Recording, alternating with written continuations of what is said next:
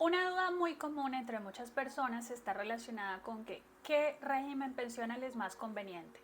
Esta no es una pregunta tan fácil de responder porque siempre se debe analizar en cada caso, pero en términos generales, para cierto grupo de personas sí existe un régimen más conveniente que otro, debido a que existe la figura de la garantía de pensión mínima que la vamos a ver ahorita.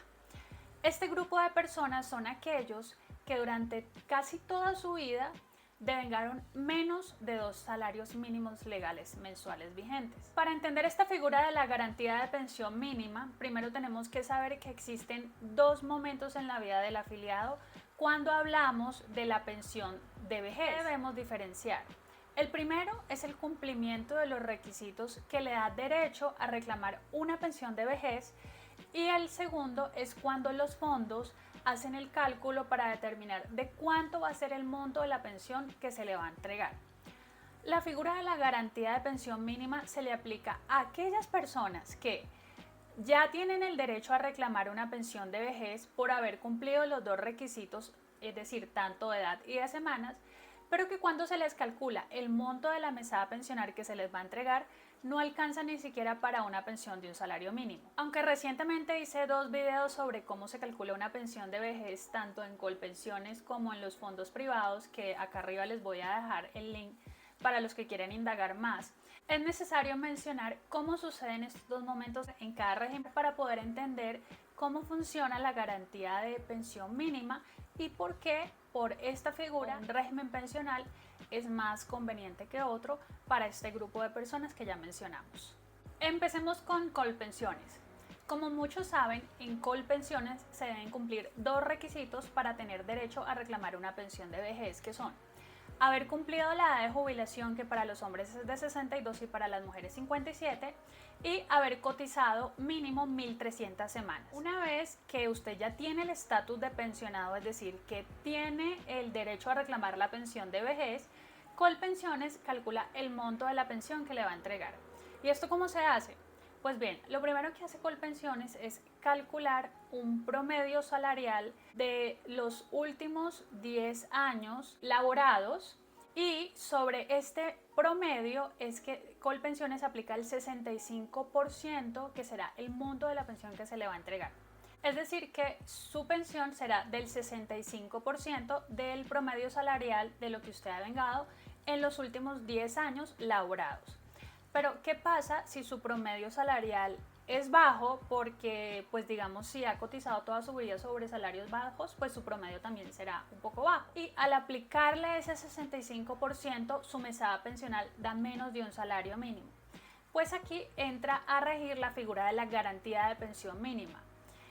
¿Y cómo aplica? Ya Colpensiones no le va a aplicar ese porcentaje del 65%, sino que le va a entregar una pensión de un salario mínimo completo. Así es como funciona la garantía de pensión mínimas en Colpensiones. Ahora veamos qué pasa y cómo se aplica esta figura en los fondos privados. En los fondos privados, para saber si se tiene o no derecho a recibir una mesada de pensión, una pensión de vejez, perdón, lo único que una persona debe tener es un capital ahorrado suficiente para financiar una pensión de por lo menos un salario mínimo.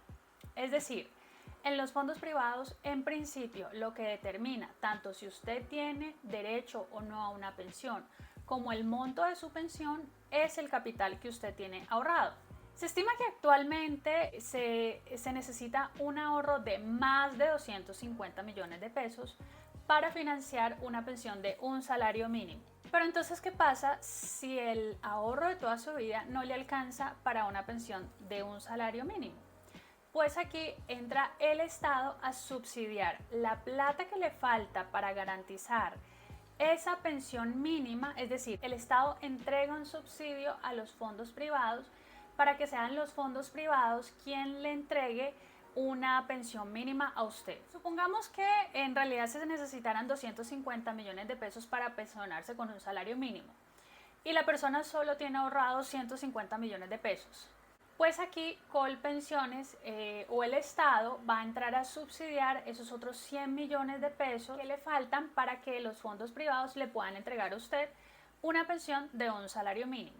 Pero para que el Estado le entregue ese subsidio, las personas sí deben cumplir dos requisitos que inicialmente no debían haber cumplido si hubieran tenido un capital suficiente ahorrado que les alcanzara para su pensión. ¿Cuáles son esos dos requisitos? El primero es cumplir la edad de jubilación tal y como se requiere o se necesita en el fondo público. Y el segundo requisito es haber cotizado por lo menos 1.150 semanas. Este segundo requisito sí varía en comparación con Colpensiones, pues allá se cotizan 1.300 semanas y en el fondo privado, acá en los fondos privados se requieren 1.150 semanas, es decir, 150 semanas menos que en Colpensiones para obtener la garantía de pensión mínima de un salario mínimo legal mensual.